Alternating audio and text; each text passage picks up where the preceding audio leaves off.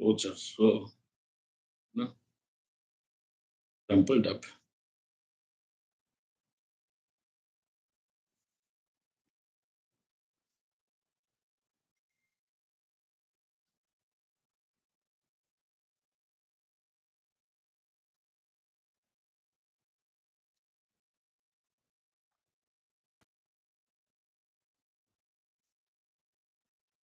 Mahadeva, Mahadeva, Mahadeva. Is it? No, this is a different thing. But from where? This is not.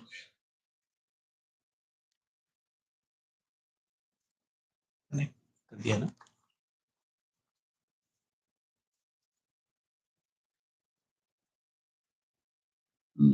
Select कैसे करो?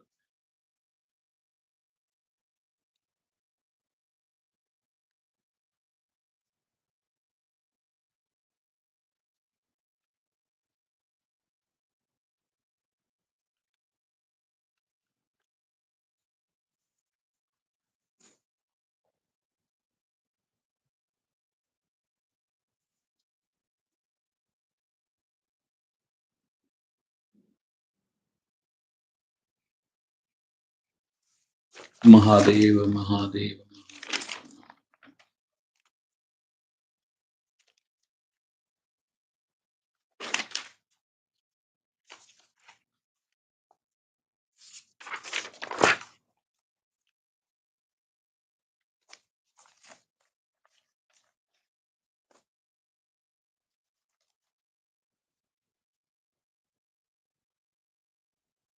Om, Om, Yo Brahmanam Vidadhati Purvam Yo Vai Vedanscha Prahinoti Tasmai Tamhadevamatma Buddhi Prakasham Mumukshurvai Sharanamaham Prapadye. Om Shant Shant Shanti. Om Namo Brahmadibhyo Brahmavidya Sampradaya Kartribhyo Vamsharishibhyo Mahadbhyo Namo Gurubhyaha Sarvopaplavarahitaha Prajnanagana Pratyagartho Brahmaivahamasmi Brahmaivahamasmi Om वेदान्तार्थविभासकाय गुरवे शान्ताय सन्न्यासिने नानावादीनगेन्द्र सङ्घपवये योगीन्द्रवन्द्याय च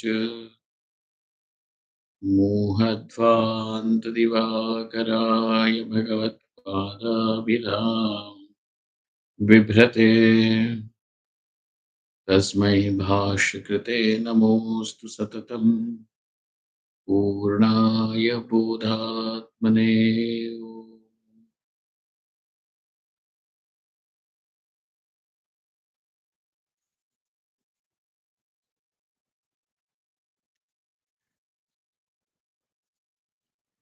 So in a way we understand that this sentence has used three words, allowed us to and have three words which are synonymous,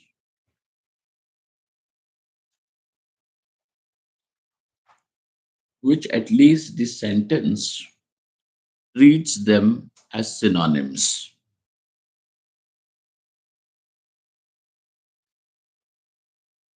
Kaivalyam, moksha, and ajnana nivritti.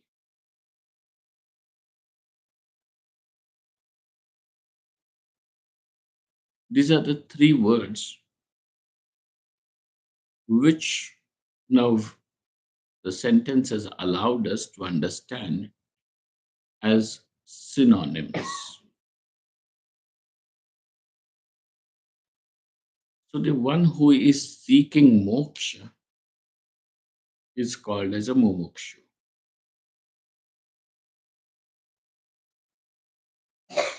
Meaning of the word moksha acceptable to all the schools of philosophy, astika or nastika, vaidika or avaidikas. To everyone, the meaning of the word moksha means an absolute full stop to suffering. Suffering is not glorified over here. This is in no way suffering is glorified.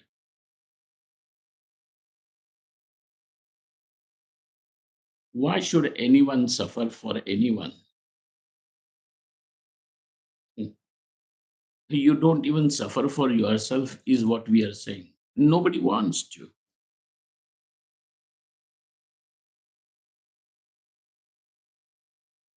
And we understand that wherever suffering is glorified, then there is something pathological about it. There is something definitely wrong about it. Suppose if I say that for me to be happy, you have to suffer. You have to have pain so that I can be happy. And in this proposal, you are able to understand that there is something inherently unacceptable about this proposal. Nobody should suffer for anybody's happiness. Therefore, freedom from suffering is what each one of us is seeking. Even if it is a mosquito, you try to catch the mosquito, it will try to escape. Because that means that mosquito also wants to escape suffering. Why will anybody want don't create suffering for yourself, don't create suffering for anyone. And the prayer is also like that. Sarve bhavantu sukhinaha. Sarve means all. That all does not exclude anyone. Now that you want to eat chicken because you feel happy by killing the chicken is something that is your choice. But we are going to say even the chicken also should not suffer. Oh, but God created the chicken so that we can kill it and eat it. If God created the chicken, then God should not have had created pain in that chicken. Then the God should not have had even created a desire for the chicken to escape. When you want to kill it, hurt it, does the chicken say, "Please come kill me"? Since you're going to have chicken biryani this evening, here I am. No, chicken wants to escape. So everyone wants to escape from suffering, wants to be free from suffering. Therefore, seeking freedom from suffering, seeking freedom from misery is natural. But here you are glorifying it. What's wrong about you? Why should suffering be glorified?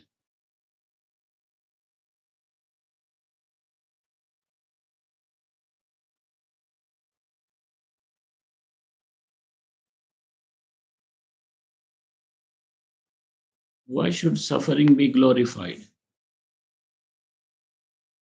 Rather, if there is anything, any form of prayer, then that prayer is, let there be freedom from suffering. Yeah, no, God, I'm going to suffer for them. Why? They also should not suffer. You also should not suffer.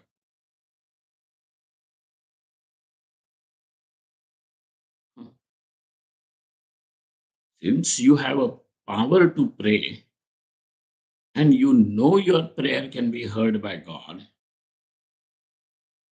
then might as well pray that, oh God, let there not be any suffering.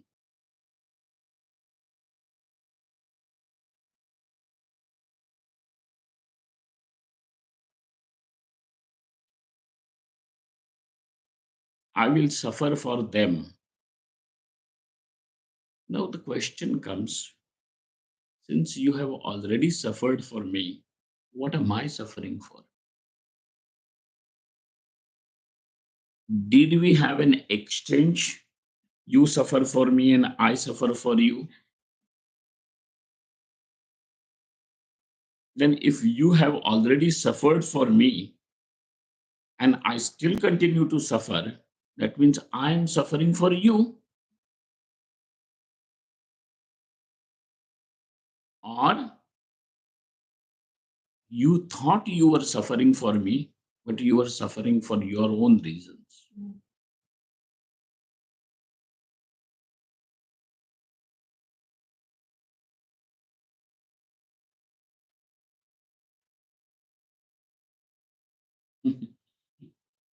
That's why none of our gods you will ever find with with a crying face, sad face. Sadness is not worshipped. What is worshipped is Ananda, Sachidananda Rupaya, Vishwotpatyadihe. Anywhere, Shankarji's Dhyanam you do, Sachidanandam, Shantam, right? Shri Krishna, Anandam, Vishnu, Shantakaram, Bhujagashayanam.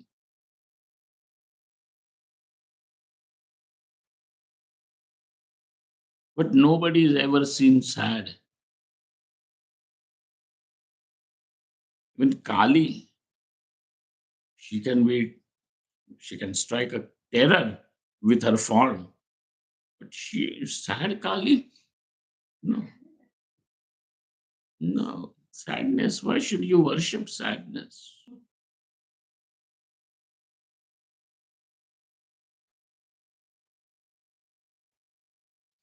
Freedom from misery, freedom from suffering is most natural demand.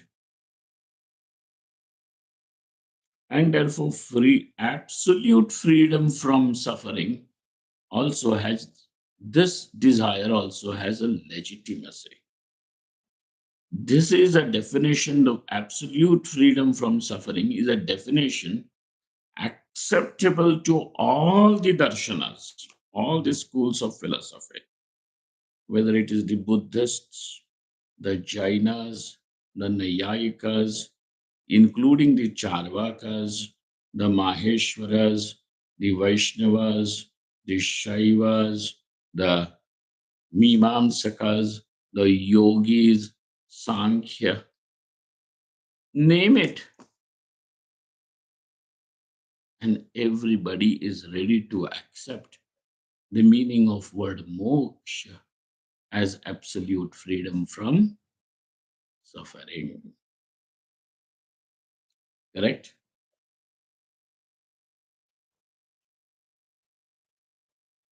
Yena muchyate.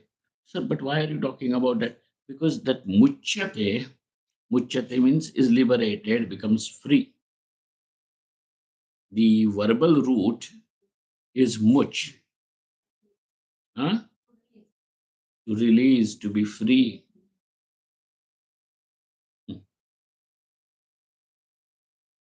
And that's why that word allows us to understand it as moksha.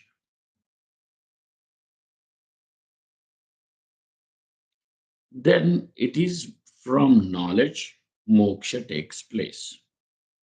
From knowledge, kaivalyam takes place. These are the two things which now this vakyam, this sentence has allowed you to understand.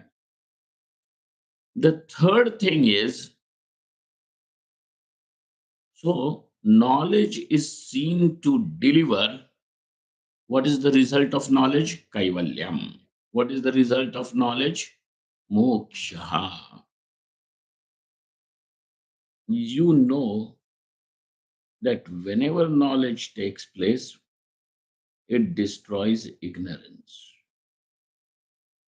So if you have to say that knowledge does anything, if knowledge does anything, then knowledge only gives freedom from ignorance. It gives freedom from ignorance. This is not what that sentence says. Knowledge gives freedom from ignorance. It says knowledge gives kaivalyam. It says knowledge gives moksha. But you already have this idea that knowledge is the cause for freedom from ignorance. Third thing. Now, therefore, then somebody is going to say maybe knowledge has got these three results. Knowledge has got three results, correct?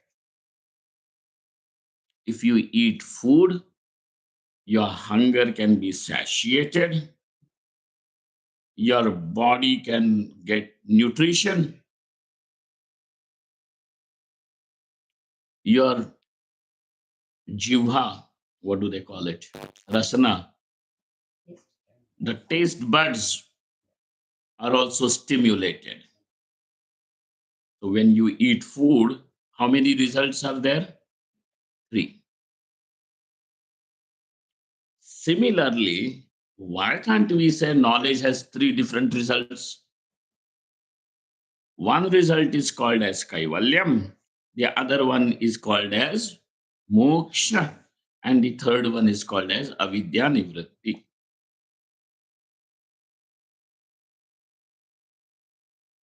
Correct?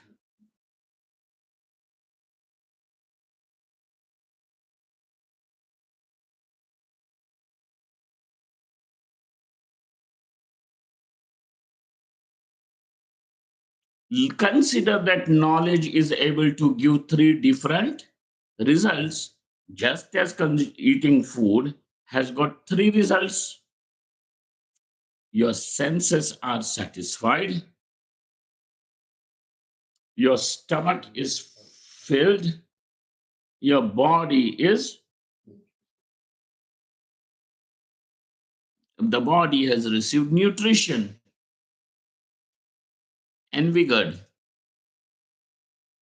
Like that, knowledge also has three results.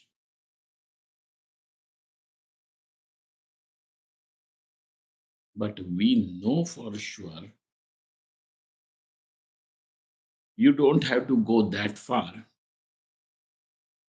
You can look at, say, suppose there is some object lying covered under a cloth. There is adequate light, but that object stays covered under a.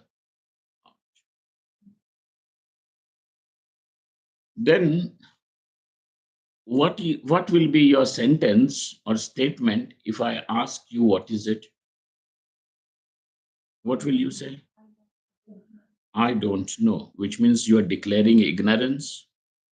There is ignorance about that part, about that object which stays covered.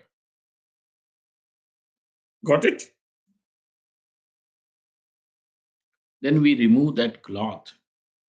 Your eyes are able to meet that object. Now you are going to say, I know it is a, I know it is a pot. Aham ghatam janami. Correct? Huh, that I know it is a pot. Can you use the sentence that I still don't know what it is? No. I know because I know it is a pot.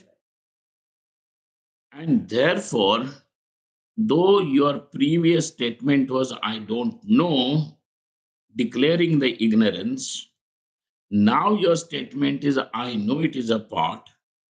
Then what happened to your previous statement, previous experience of ignorance? Now we are going to say that ignorance is no longer there. I know for certain it is a pot. In this example, you are able to say that knowledge of the pot has taken place, and because of that knowledge, what has happened? Did the pot get created? Did the pot get transported from Brahmaloka to in front of you? What happened? What happened? Nothing has happened except avidya nivritti. Was there any other result?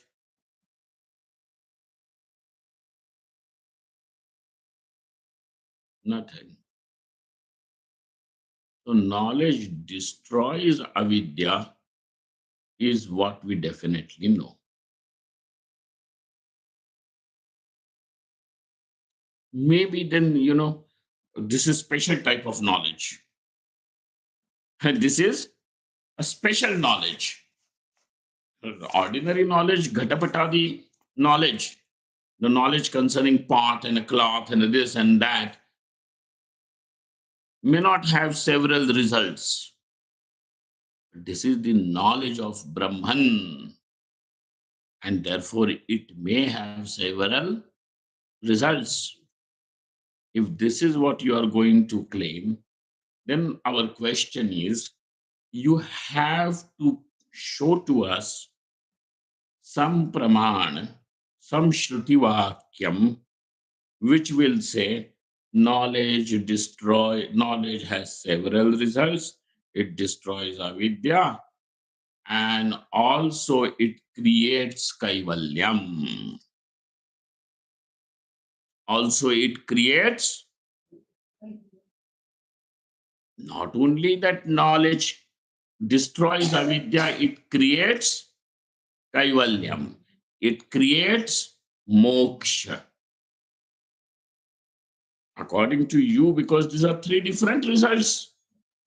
One is destruction of avidya, the other two are in form of knowledge creating something.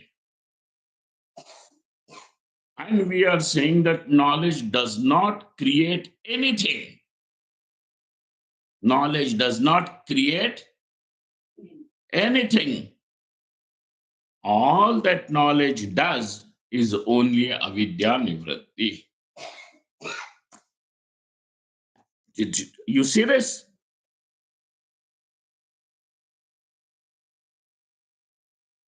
You will have to show a sentence.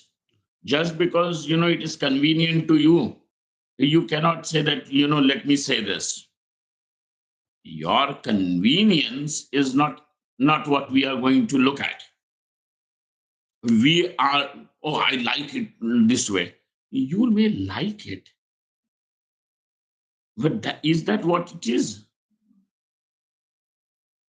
Okay, you may like it, but is that what it is? We are not interested in wanting to know what you like. We want to know what is there said, delivered by that sentence. Which sentence? Hmm. You see, This is how every sentence of the Upanishad, etc., is actually evaluated. Now you understand how we go about. Do you think that it is, just as that people have given a meaning, a translation, like a transliteration?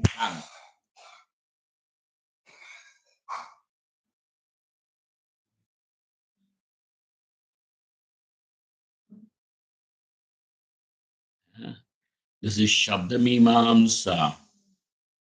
You know what happened? I will tell you an incident.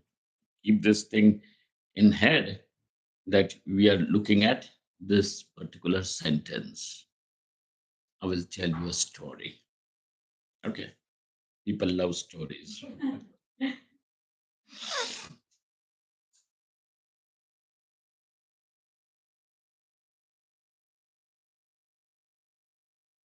So there was in ninth century after Shankaracharya, one of the great teachers of our tradition is Vachaspati Mishra.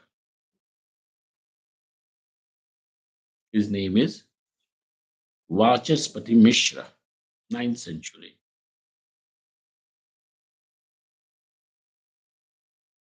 Vachaspati was a grihastha. He was a householder. His wife's name was Bhamati. You know that story, right? Huh? Bhamati. I'm not talking about Mandana Mishra. I'm talking about mm, and Mandana Mishra is Shankaracharya's contemporary. His wife's name was Bharati,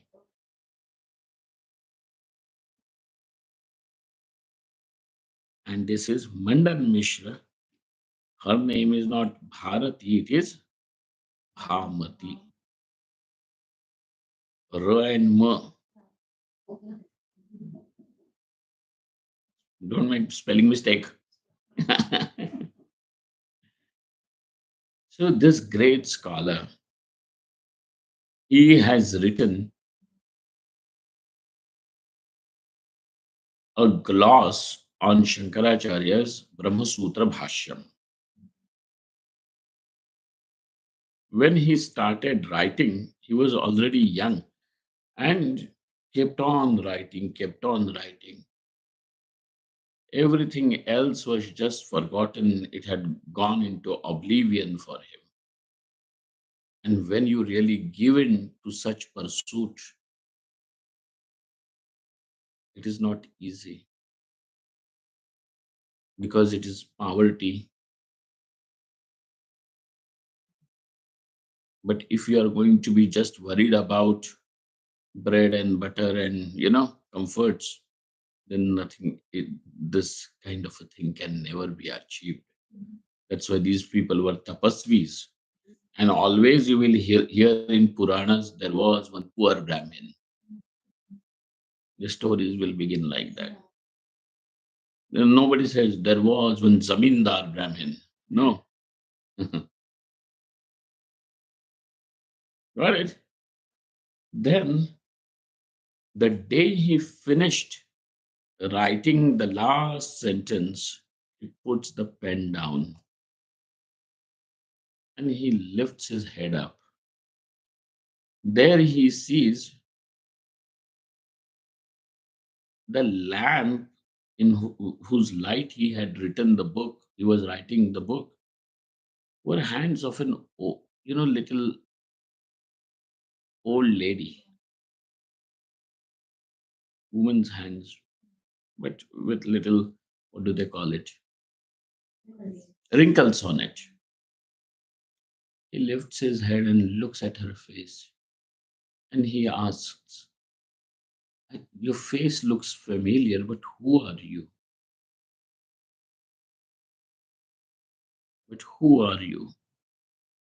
And she says, I'm Bhamati.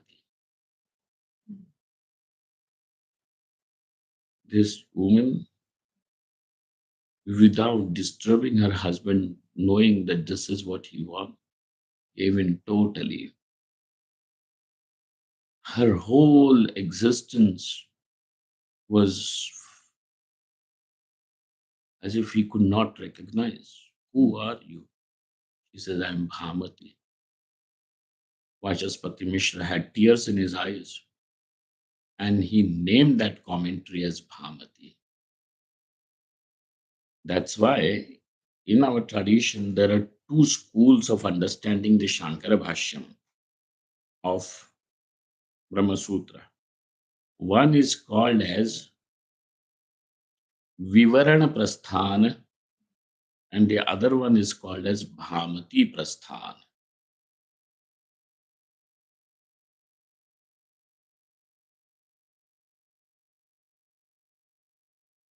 Hmm?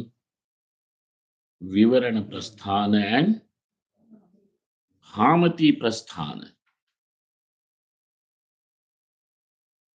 The word Bhamati means, Bha means light, and Matu Pratyaya is there, which means Wala. It means to say the one with, like Sabzi Wala, Phal Wala. Don't you say that? In Tamil Nadu also you say na Phal Wala or Sabzi Wala. Wala means what? One who has it. He names Bhamati, the one with light, the commentary with light. Actually, it is his wife's name, Bhamati.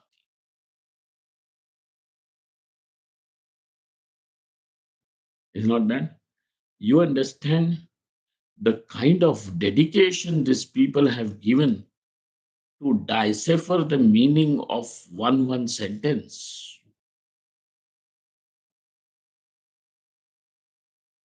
For the kind of dedication that is there to decipher the meaning of the one sentence like this.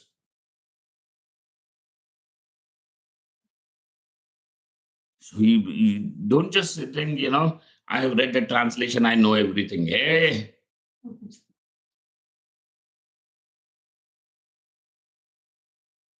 if translations could create, if cursory knowledge could create Vachaspati Mishra, we would have had several. And it takes great deal of courage and endurance to do this. Now, this is an endurance not only on that Vachaspati's part, but even his wife. So, if you have a commentary like Bhamati today, as much as you are indebted to Vachaspati Mishra, you are indebted to Bhamati also. Without her, you could not get Vachaspati Mishra and the commentary. Janadev tu kaivalyam prapyate yena muchyate. So then, sir, now you have to show us a pramanam as how this fellow may fall. How you are saying knowledge has three results. What three results?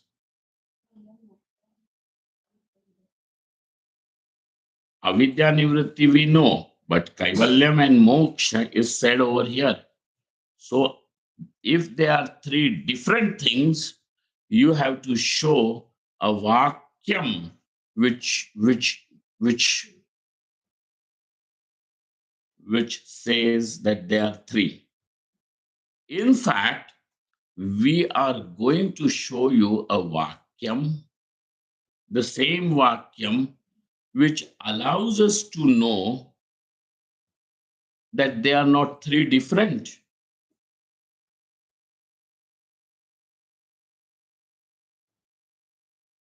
In this very sentence,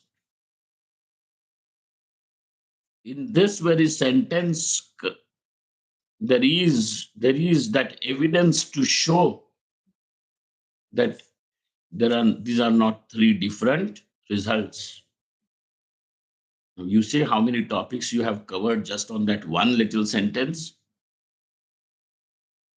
That's why these sentences are potent.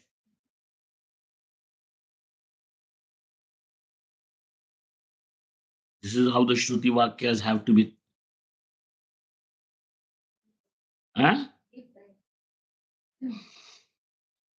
Then he says, Jnanad evatu kaivalyam.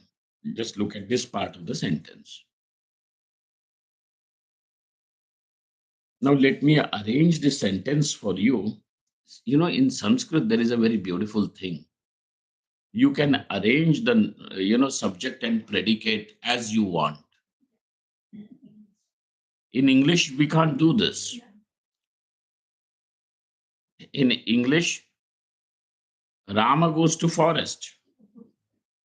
Forest Rama goes. Wrong. But in Sanskrit, you say Ramaha vanam gacchati. Gacchati vanam Ramaha. Vanam Ramaha gacchati. You are arranged anyhow. Any order. The meaning will be Rama goes to forest. Such flexibility. It will be perfect. Arrange the subject, predicate, the verb, any which ways. It will be the same thing. Got it? So we have the flexibility of arrangement of words. Now look at this. Jnanad eva kaivalyam. Evakar, you understood what is the meaning of that word eva? Alone. And when you say alone, it means it cancels others. Correct? Anya vyavritti. Atad vyavritti. What will we say? Atad vyavritti.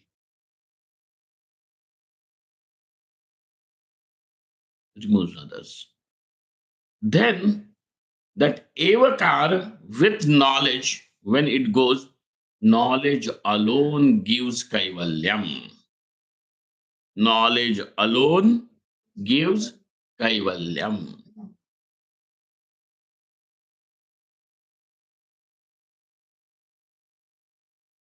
Then you shift the word eva from knowledge and make it sit next to kaivalyam. Knowledge gives kaivalyam alone. Knowledge gives kaivalyam alone. Jnanat kaivalyam eva. Now, when that evakar gets associated with kaivalyam, it means no other thing except kaivalyam. No other result except.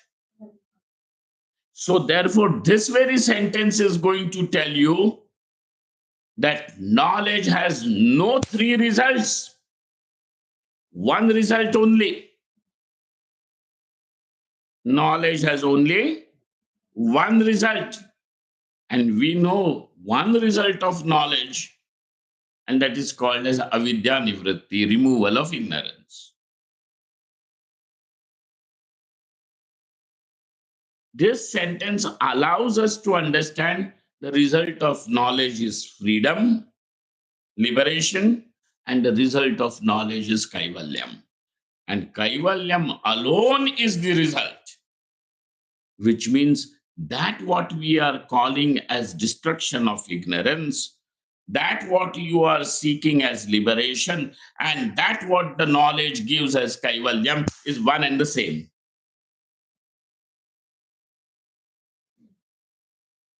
You see?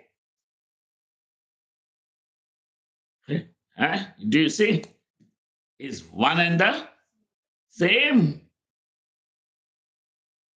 Jnanadeva tu kaivalyam. Okay. Therefore, what is the meaning of word kaivalyam? Avidya nivritti. They can be now they are what? They are what? Synonyms. Can they be really synonyms? You are treating them as synonyms. You are treating them as synonyms over here. But are they synonyms? So we are going to say yes, but they have a function to do. Kaivalyam means kevalasya bhavaha. Did we not?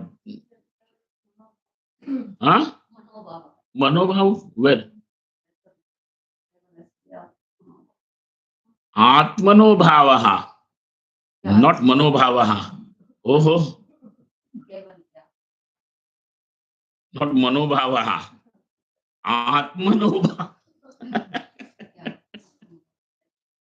Kevalasya atmanobhavaha. There is a sandhi.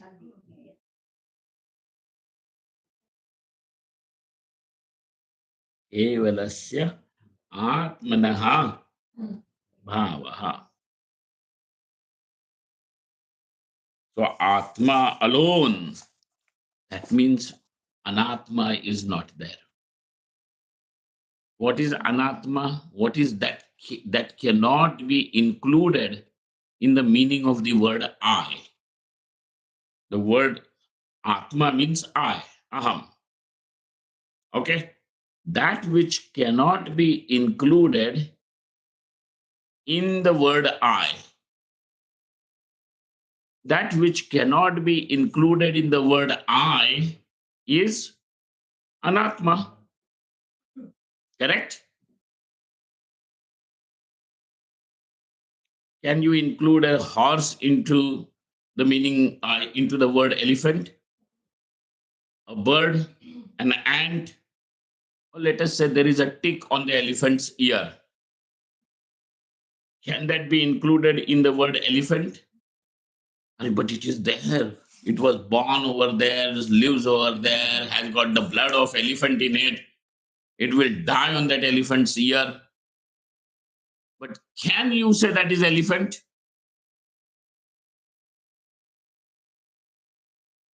That tick may spend all its life on the elephant's ear, yet it is not elephant. So you cannot bring that tick into the meaning of the word elephant.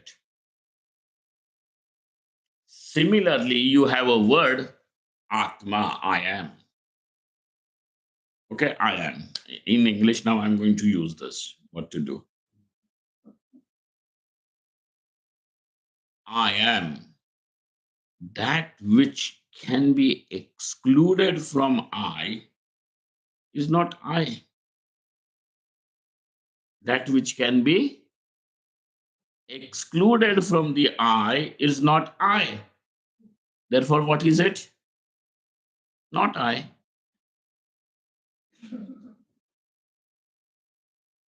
That which is not Atma is Anatma. That which is not Aham is Anaham. Prefix un, like happy.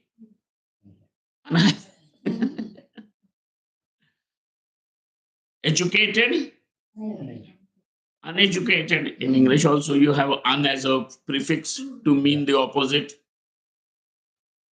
Atma, Anatma. But say, suppose you have made a mistake of including those things which cannot be included in the understanding of Atma as Atma, then it is a mistake, it is an error. Correct? So, understanding it correctly is going to set it right. God, is not it? Ahamasmi, I am. Now, to you and me at this moment, when the word I is spoken, it means the body. I am a man, I am a woman, I am young, I am old, I am tall, I am short, I am stout, I am lean, right? So are you not using in that sentence I and these things together? I am hungry, I am thirsty, included. I am delighted, I am excited, I am sad. True? Then you use the word I am intelligent, I am not intelligent, I am alert, I am sleepy. Don't you have? No. Arrange all these sentences because these are your experiences. This is not what we have to say.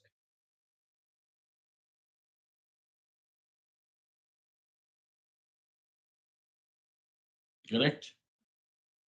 When you are going to say I am young, does it mean I am old? Correct? Young and old are opposites or one and the same. But these people they say, I am 5 years old, and this 60-year fellow says, I am 60 years young. Huh?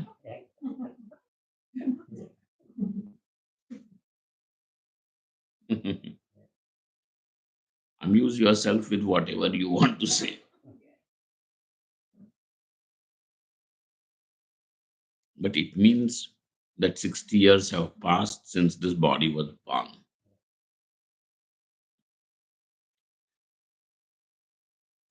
Then, sir, what happens is these sentences, do you don't find that there are contradictions? I am hungry, I am satiated. In these two sentences, is hungry and satiation or hungry and satiated, are they one and the same? No. I am thirsty, I am not thirsty, one and the same. I am intelligent, I am dull, one and the same. I am sad, I am happy. Happy and sad is one and the same? No. But look at that. You have used all these things as if they mean I am. There is something which runs common through all these sentences, and there is other thing which is replaceable. What is permanent in all these sentences? I am. And that what is not permanent is all the other parts. I am, I am, I am. So one thing for certain and definite is ahamasmi.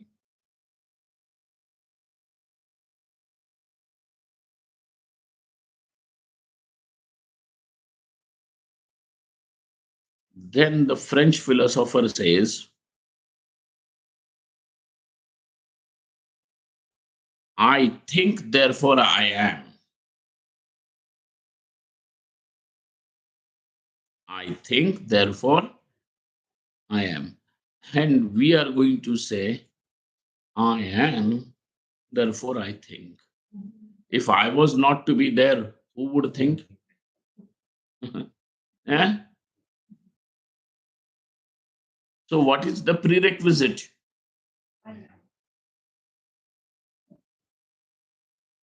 If I didn't exist, who would think? A thinking entity has to be there, whether it thinks or it does not think, another thing. But without being there, how can there be thinking? So I think, therefore I am. And we are saying, I am, therefore I think.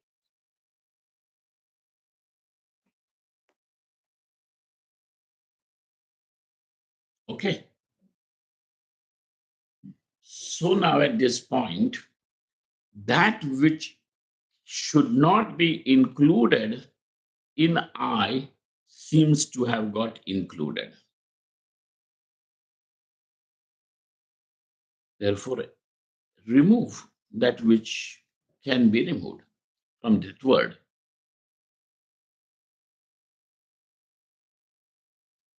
Now, with modern surgery, etc., this is possible.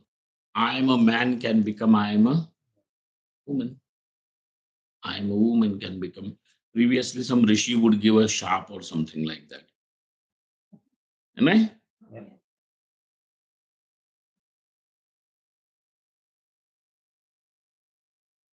I am a man, I am a woman.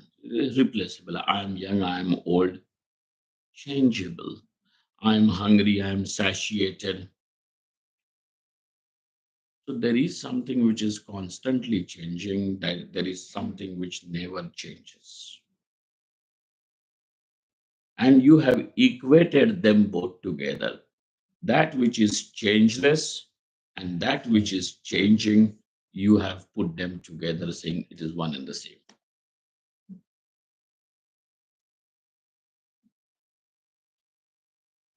Isn't? Therefore, केवलस्य आत्मनो भावः मनोभाव नहीं केवलस्य आत्मनो भावः Kaivalyam. Got it? What is the meaning of word kaivalyam? Kaivalyam is kevalasya bhavaha. So who is this keval? Atma. Only Atma. Don't bring in anything else. That what is not Atma. Therefore, what can be included into the meaning of word I, Atma, is retained. That which has to be excluded should be filtered. When when this is the meaning of the word Atma available to you, then it is Kevalaha. Okay. What does that really mean? He goes and says, Dehadi Rahitatvam. What is it? Rahityam Rahitatvam. One and the same. Dehadi Rahityam. Got it?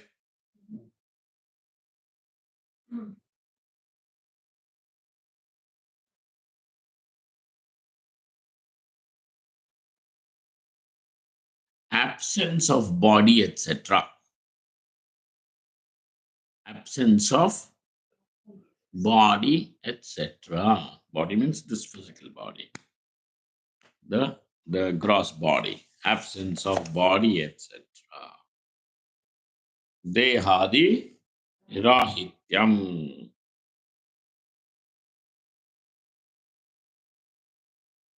When can you discover I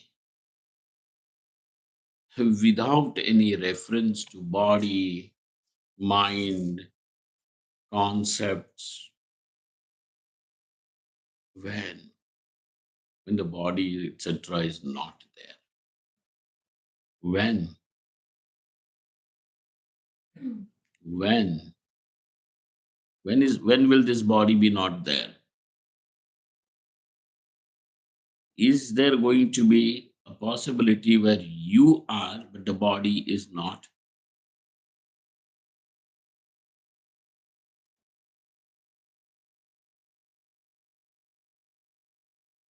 Manonash, Samadhi, that's one place. Another, after the prarabdha finishes, will this body be there? Dehadirahityam. Got it? So therefore, now that Dehadirahityam is Videha Mukti. Kada prapyate? Kasmat prapyate? From what? Janat. Therefore, now Jnanam has got only one phalam, which is called as avidya nivritti. That avidya nivritti itself is seen as moksha. That moksha is what we call as kaivalyam. Okay? So the word kaivalyam, moksha means freedom from dukkham. That much is okay. Correct? But word kaivalyam has allowed you to understand Dehadirahitya. Though it is one and the same, though these words are treated over here as synonyms, yet that word has allowed you to understand something more about moksha. And what is that? Dehadirahityam. Avidya nivritti has allowed you to understand that it is moksha only. But what does it mean? Ignorance has gone. Obliteration of this ignorance.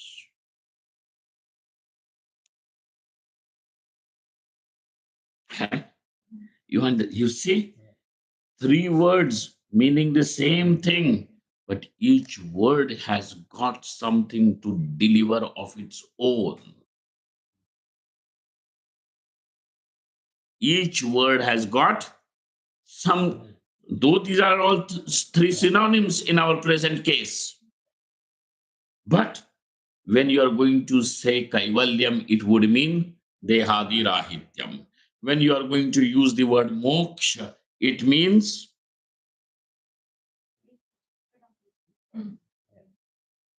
dukhasya atyantika nivritti. And when you are going to use the word avidya nivritti, it means removal of ignorance or destruction of ignorance.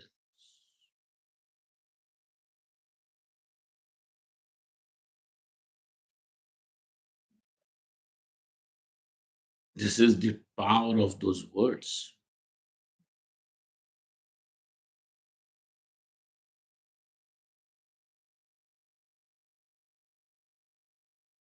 You have to ask something.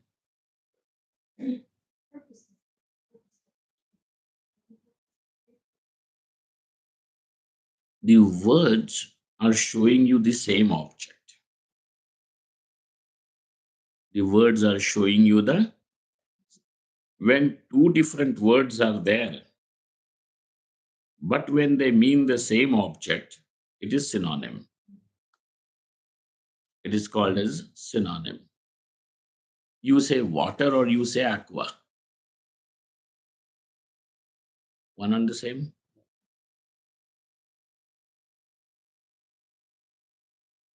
Ne? Water or aqua or pani, jalam, neer, wadi, ambha. All different words. When are showing you the same object, are going to take you to the same object. These words are synonyms. When said kaivalyam, it takes you there. When said avidya nivritti, same. When said moksha, same. Yet, these words by themselves are showing you a different facet of that same object. Kaivalyam shows dehadi rahityam.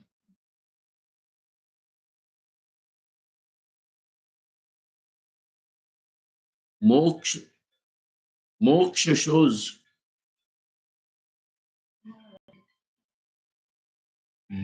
freedom from dukkham, and avidya nivritti shows freedom from ignorance. By saying avidya nivritti, are you getting the meaning dehadi rahityam? When I'm going to say freedom from dukkham, are you getting the meaning kaivalyam?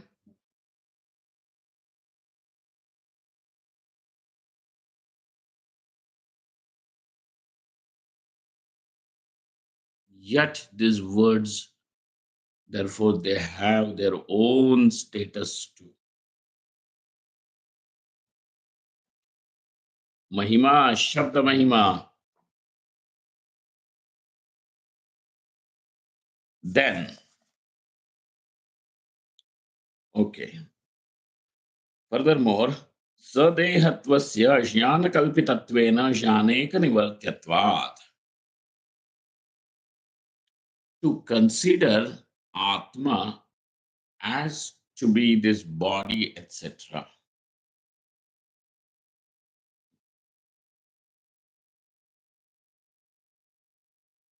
What are you considering? That I am with this body mind complex. Is not it? I am, but I am with this body mind complex. So I am a psychological entity, I am a physical entity, I am a psychophysical entity.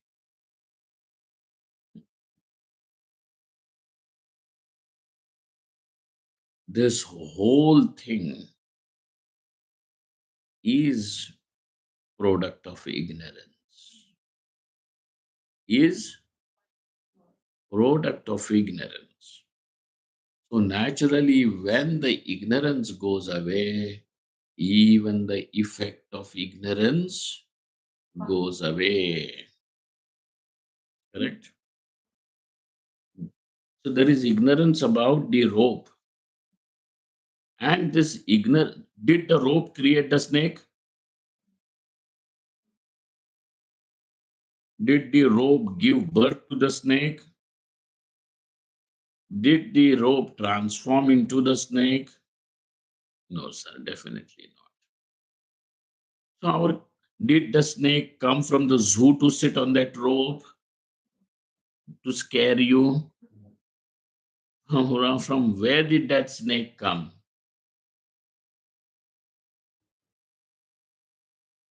Then imagine this is also a snake, because if you can imagine, might as well imagine everything as a snake. Why is it not difficult for you then? I mean, why should it not become simple for you that you can imagine this is a snake, that is a snake? Because it is imagination. Imagine. Can you imagine? So you just cannot say that it is your imagination, sir. Then what is it? Huh?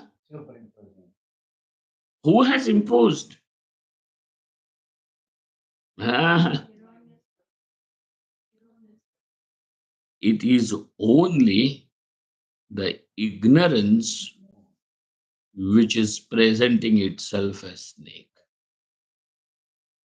Nothing, nobody has done. So don't say, why has God created suffering for me? Oh, God wants you to suffer.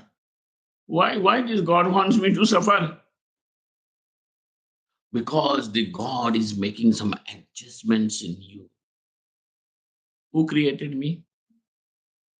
God. So he created me with defects. Now he wants to rectify those defects, for which who is suffering? So creating something defective is whose dosha? Who should be held responsible for this? Creating something defective, is that the crime committed by me? God only did it. So the one who has committed the crime, the wrong of creating a defective piece, let him take the suffering. Instead, I am asked to suffer because he wants to rectify me. Acceptable.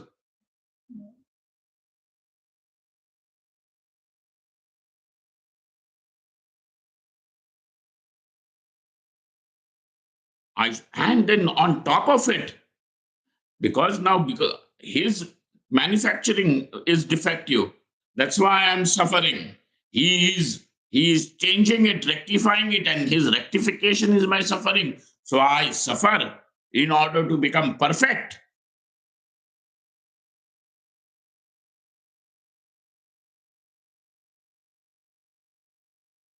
And then when I suffer, I am angry at him. Then why are you doing? Then on top of it, he says, "No, no, you cannot get angry at me. You have to love me. Why? Otherwise, I will throw you into hell."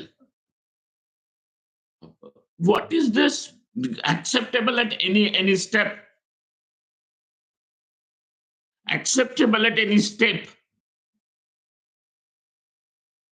No, God is testing you. There's another theory then. God is testing you. So if God wants to test,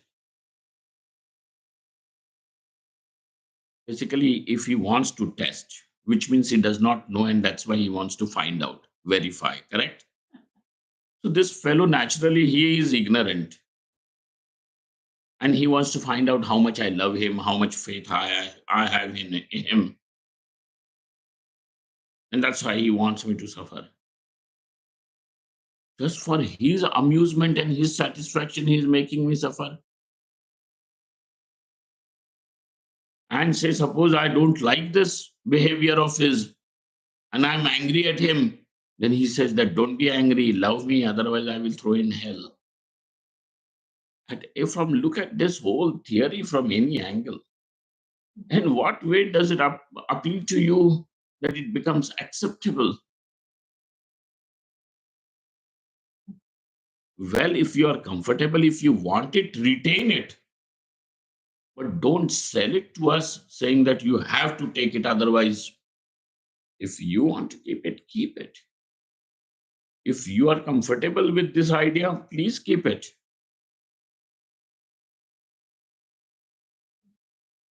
But don't chase us with this because that is your freedom. What you believe in, what you follow is totally your freedom, sir. But does your freedom of belief makes others as something of low standard? And no, you keep it. We are not saying that change. We are saying that if you are comfortable, if you like it, retain it. But because it is a belief, it also means you can change the belief. You can keep the belief, you can change the belief, or you can even give it up. But in case of knowledge, you can't change it. If it is a rope, the rope is a rope. A rope is not going to change into a snake because you are an Indian.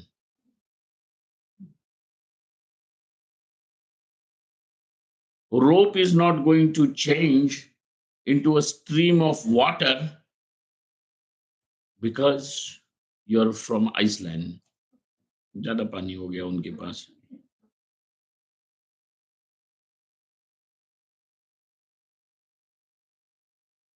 Rope is a rope. You're very adamant. And this is the case of knowledge, what can be done? And this is what is the case of belief. Keep it, accept it, change it, manipulate it, or even reject.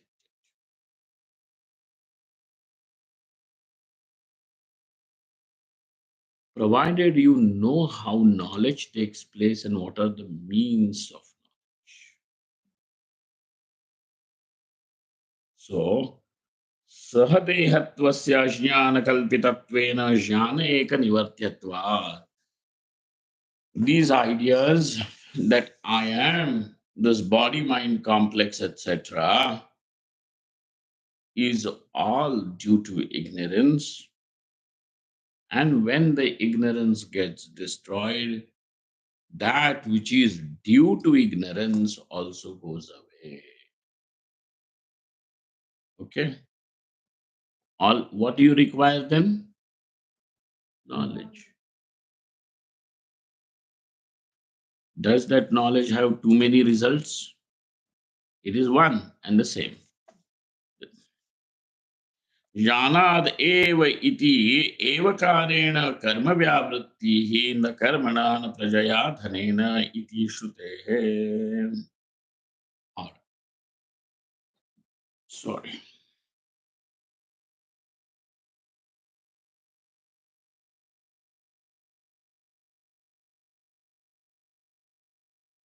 Okay. Now furthermore. यस्तु ज्ञानशास्त्रम् अनभ्यस्य यथा संभवं वासनाक्षयमनोनाशौ अभ्यस्य सगुणं ब्रह्मोपास्ते न तस्य कैवल्यम् अस्ति. Now we have understood the word kaivalyam as moksha, which is same as avidya nivritti.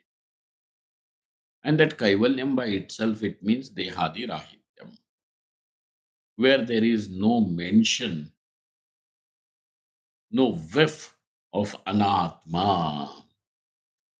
Okay, atma alone is kaivalyam. Atmanaha kaivalyam means atma alone. That what is anatma is not there. Atma alone, ahamas. That thing. Now it takes you further into a little more interesting. I mean, the whole thing is kind of interesting in an another interesting area, which the word kaivalyam can take you to. Okay, how does it take you there? In fact, just not that word, the sentence itself, jnana devatu kaivalyam, takes you to one more thing to be understood. And we are going to see what it is when we meet tomorrow morning. Om Purnamadaha Purnamidam Purnat Purnam Dachyate Purnasya Purnamadaya Purnameva Avashishyate. Om Shant Shant Shanti. Shankaram Shankaracharyam Keshavam Badarayanam Sutrabhashikatau Vande Bhagavantau Punah Punah. ईश्वरो गुरुरात्मेति मूर्तिभेदविभागिने व्योमवद्व्याप्तदेहाय दक्षिणामूर्तये नमः. ॐ शान्ति शान्ति शान्तिः.